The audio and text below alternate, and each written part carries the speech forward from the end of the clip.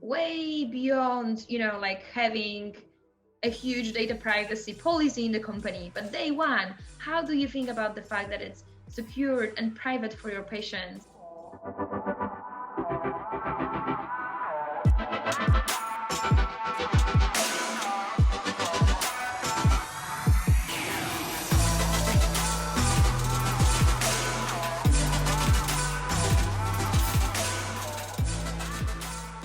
Also entering the age of cyber consciousness with, we obviously know that people are far more in tune with the idea of their data being used to manipulate them for personal profit. Big tech is a good example of that. With Bowhead, this is where we care a lot about. We want to be able to remind the tech teams and all the companies that the more sensitive and vulnerable data that you're carrying, whether it's genomic, rare disease, psychotherapy, the more we really have to think about privacy, because yes, convenience, yes, innovation is really important, but what about privacy and security and the mishandling of that data?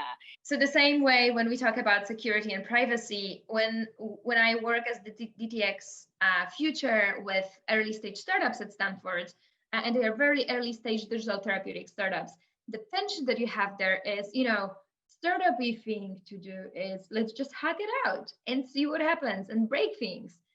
And that's cool. I really love that. And at the same time, you cannot break this many things in healthcare because the risks are just so much higher. So how do you adjust your processes and testing and building very early on, way beyond, having a huge data privacy policy in the company? But day one, how do you think about the fact that it's secured and private for your patients, even if it's a hack with lean startup methodology, month 2 of your existence? And that's hard. And it requires a lot of thought and a lot of intention, but it's doable and people do that. There is this paradox, because you run clinical studies, but there you deal with this privacy issues and the safety issues in the very beginning. So you run the pilot studies, and then you register your clinical trial. When the trial comes to an end and you want to implement the feature of the strategy, of the method, then you need to go to the product, and then the whole story changes. There's no one that, of course, there's the ethics, there's the GDPR, as you said, and there's a bunch of institutions that can help you, but it's getting way more complex.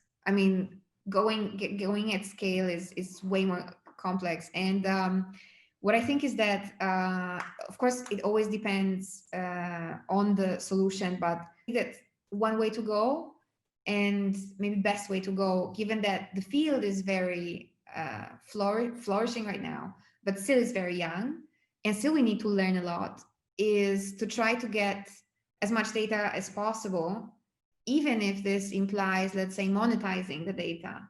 So even if it implies changing a business model and getting the user being paid to allow to access certain data, for us just to be able to understand, of course, anonymized data, to understand more phenomena, and to be able to account for things that at this very moment we might not even predict.